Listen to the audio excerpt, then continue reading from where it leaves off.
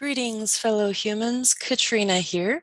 Quick disclaimer, I am a professional. I'm not your professional. Nothing I'm about to say should be taken as medical, legal, or otherwise advice. This podcast is purely for education and amusement. That is it.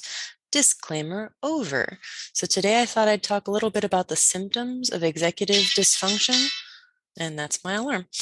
Not to go, though. It was an alarm for something else. So I thought I'd talk a little bit about executive dysfunction, just some of the symptoms, what they are. It does present differently from person to person.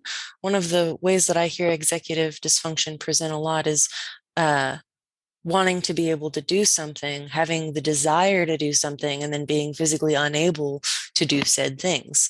I often hear people describe that as procrastination, and procrastination is a choice. It's a conscious decision to put something off that we know will get done later, and we're confident that we'll get it done without laying in bed worrying about it, going, oh my goodness, I should have done that thing. So anyway, on with the symptoms of executive dysfunction. As I said, this executive functioning skills don't develop the exact same way for everyone. And so the signs of executive dysfunction can really vary from person to person. So if you're having trouble with certain executive function skills, some things that might happen is you might frequently misplace papers, homework, or other work or school materials. You might find it difficult to manage time, make plans, multitask, or stick to a schedule, often forgetting appointments and tasks, finding it challenging to get started on tasks, even if the things you want to do. You might have a hard time keeping your office, your workspace, or home organized. You may frequently lose or misplace personal items.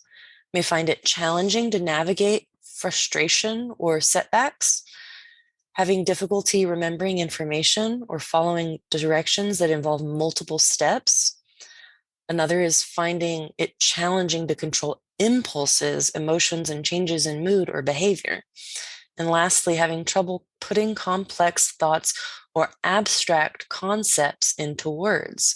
Does that mean that's all the executive dysfunction symptoms? No, those are just some of the things that present in different people. And what cause it is unknown exactly, but generally it happens due to irregular or slower development in the parts of the brain that are responsible for things like working memory and emotional regulation.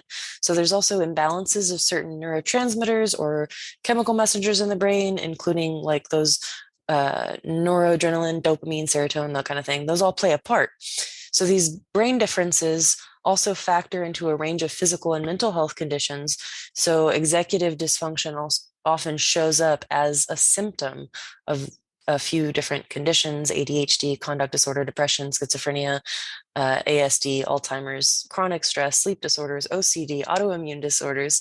All of these things are included but not limited to those things. So executive dysfunction actually doesn't always relate to an underlying condition. Sometimes there can be things like a traumatic brain injury. There's also the potential for a genetic component, that kind of thing. So if you think that you have executive dysfunction, you might check out getting a full psychiatric evaluation, or I do believe a psychological evaluation would say the same thing. But whether it's a psychologist or a mental health professional or psychiatrist, they can offer support by helping identify any injuries or health conditions that might be responsible for the executive dysfunction. They might also refer you to a specialist, like a neurologist or an audiologist, someone who can do more tests and stuff. And you might also be referred to a psychologist or someone, like I said, who can do that full mental health evaluation and potentially offer a diagnosis. So that's what I've got on executive dysfunction. I'd like to say that I did procrastinate recording this until the day of. So it is March 4th, 2022, and I do not have the news from March 4th of 1922. But if I remember correctly, President Harding was the president. The prohibition was in full effect. Russia wasn't quite doing what it is now, but it was doing its propaganda thing. Speaking of Russia, sending positive vibes to Ukraine and hoping that the war is over soon. So with that, I hope you appreciated this informational thing on executive dysfunction. And if you want to support the show, you can click the link or on the website or Cashapp katrinadragon. As always, I do appreciate each and every one of you simply for existing.